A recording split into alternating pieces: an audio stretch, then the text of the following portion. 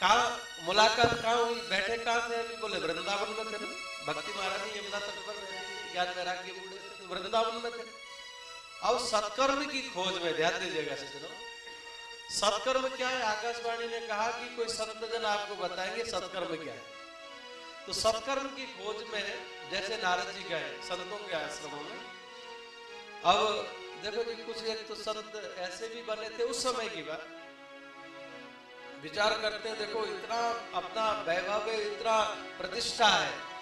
अब सत्कर्म क्या है? नारद जी ढूंढते हुए आ रहे तो कुछ लोग तो आश्रम छोड़ करके भाग खड़े हुए। न नारद जी से मुलाकात होगी, न उनके प्रश्न का उत्तर देना पड़ेगा, न हम छोटे बनेंगे। शुद्ध जी महाराज यहाँ पर कहते हैं मुंह की भूतास तथा नियताम क्रियतस्तु पलायिता। कुछ एक ने मौन व्रत ले लिया, कुछ संतों ने मौन व्रत धारण कर लिया। अगर आएंगे भी तो बोले भैया मौन व्रत है, हम बोल नहीं सकते। अब जब बोलेंगे ही नहीं तो फिर छोटे होने का कोई सवाल नहीं। कुछ भाग खड़े हुए, पलायिता, आश्रम को छोड़ करके भाग गए। नारद जी से मुलाकात नहीं होगी तो हमारी सेकी बची रहेगी, है ना, जो प्रतिष्ठा है। नारद जी कहते हैं अब भटकते भटकते मैं यहाँ पे आ गया आपके संग।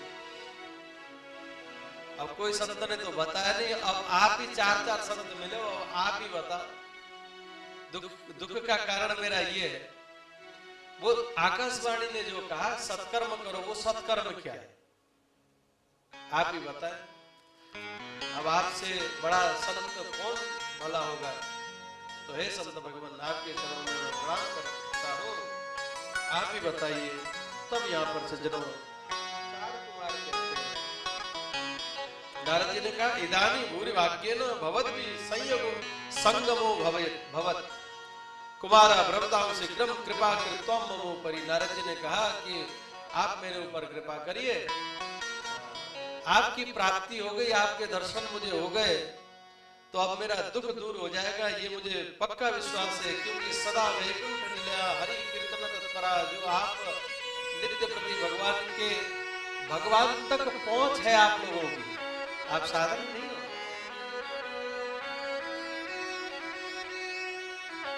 अब आप ही बताएं कि वो सत्कर्म कौन सा है जिसके करने से ज्ञान और वैराग्य का बुढ़ापा दूर हो जाएगा, भक्ति मार्ग का दुख दूर हो जाएगा। तब यहाँ पर चार कुमार कहने लगे, कुमार चुहु मां चिंता कुरुदेवर से हर्ष चित्ते समागता उपाय सुख साध्योत्र वर्तते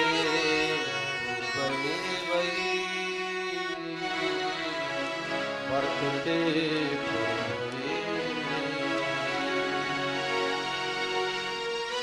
चार कुमारों ने कहा मां चिंता गुरुदेवर से, हे नारद जी चिंता छोड़ दो, पहले ही उपाय है हमारे पास। चार कुमार कहने लगे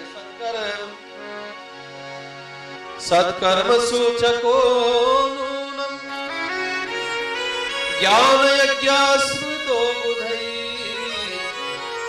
श्रीमद्भागवतालावम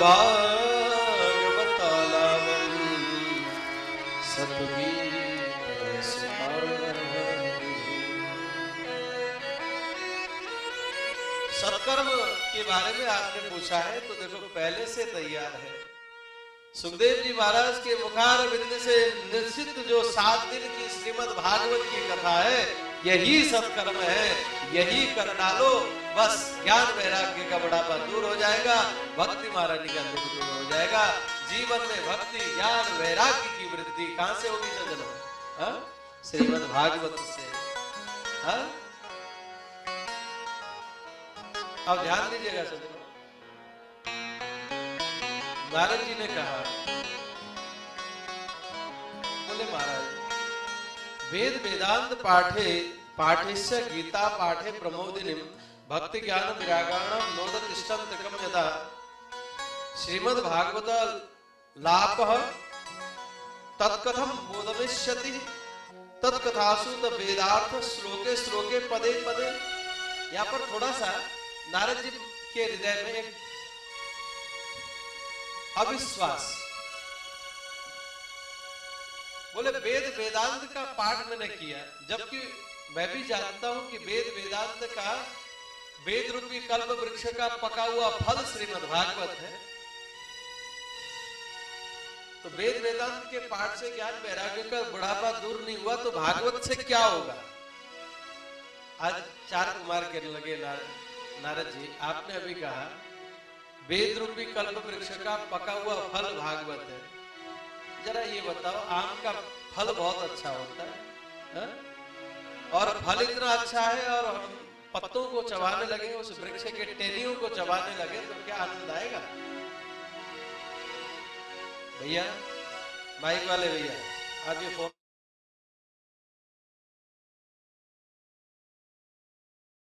डिस्टर्बेंस हो जाता, अन्यथा मत लेना। 4 घंटे मुझे आप लोगों ने यहाँ पे बैठाया है तो मैं चाहूंगा कि बिल्कुल आप लोग या तो सुनो या बोलो मत। देखो इससे क्या दोष आपको भी लगता है, भगवत कथा में मेरा ध्यान उधर जाएगा भाई। खोपड़ी तो आखिर ही छोटी सी है, कान में शब्द पढ़ेंगे तो भगवत कथा में विक्षेप ना हो, है ना, आपका तो सहयोग रहता है। कोई विशेष जरूरी हो तो चुपचाप बाहर रहे, आपने बात कर दी आकर के बैठो। और वैसे 4 घंटे कह दो आज से, कल से कि बोले भैया 4 घंटे इतने टाइम तक तो महाराज बहुत खड़ूस है कह देना, ठीक है। हाँ बोले वृंदावन बिहारी लाल की जय। हाँ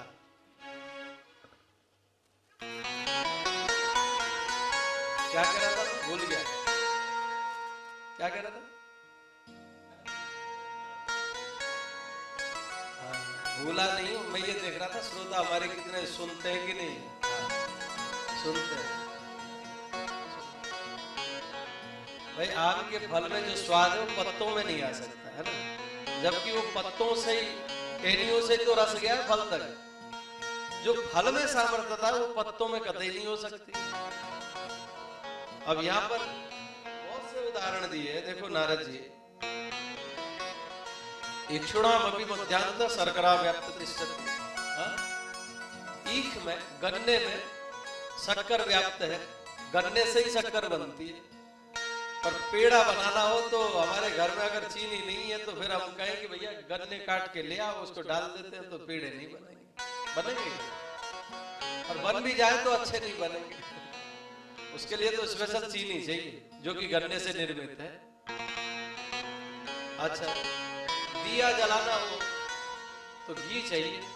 हम कहें कि दूध से घी निकलता है तो दूध डाल दो, नहीं जल सकता दीपक, है ना। अनेकों प्रकार से दृष्टांत दे करके नारद जी को समझाया।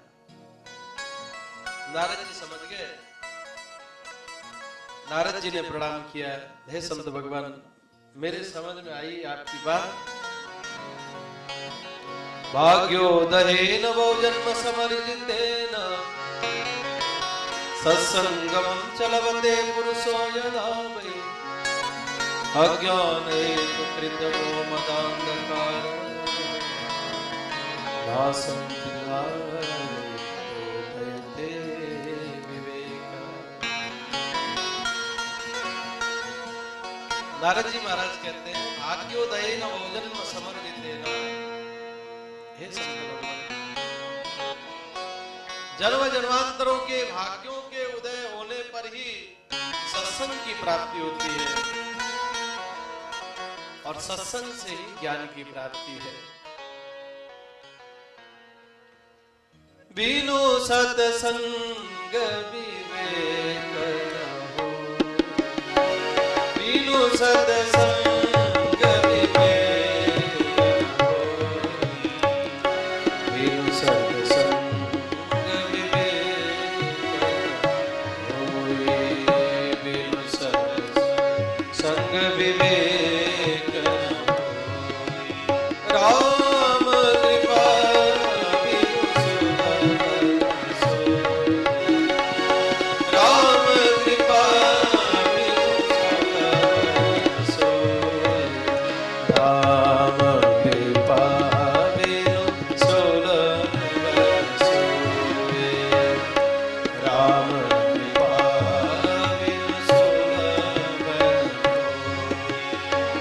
भाग्योदयेन वो जन्म समृद्धेन सत्संगम चलवते पुरुषो यदा अज्ञान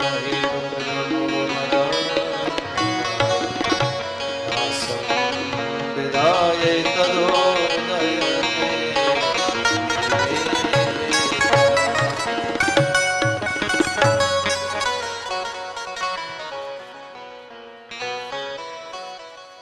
बिनु सत्संग, देखो कितनी अच्छी बात है ना। आज हम लोग सत्संग में बैठे हैं सज्जनों, राम कृपा बिनु सुलभ न सोई, है ना। जितने भी हम लोग बैठे हैं ना, 100% मान लो आप कि आज भगवान की कृपा हमारे ऊपर, दोनों हाथों से भगवान ने हमारे पीठ पर हाथ रख रखा है, तभी हम बैठे हैं। बिना उनकी कृपा के सत्संग कोई चांस नहीं।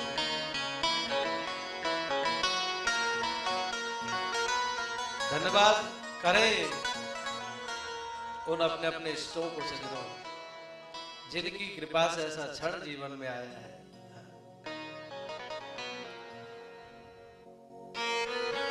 अब कथा का आयोजन कह तो दिया, कहां पे होना है, अब ध्यान दीजिएगा, बड़ी अच्छी बात है सुनने सुनाने वाली।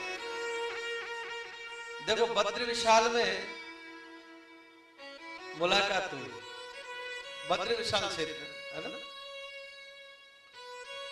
4 कुमारों की नारद जी की वही तो मुलाकात हुई। अब कथा का आयोजन कहां करें फिर? नारद जी ने कहा ज्ञान एकम करिष्यामि सुख शास्त्र कथोज्ज्वलम